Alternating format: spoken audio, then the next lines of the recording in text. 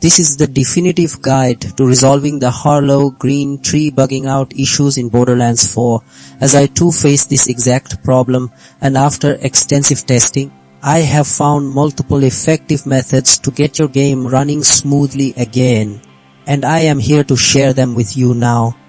Method 1 focuses on game file integrity and system optimization, starting with verifying game files, which ensures no data corruption is causing the glitch.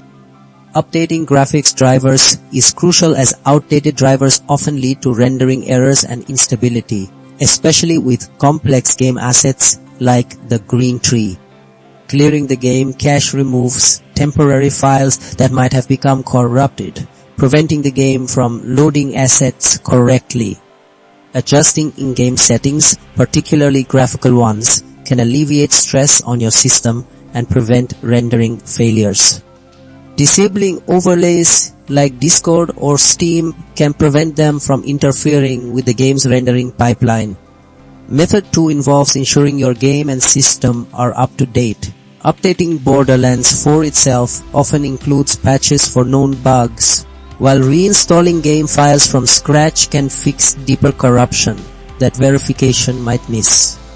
Checking for software conflicts like other background applications is also vital, as they can consume resources or interfere with game processes.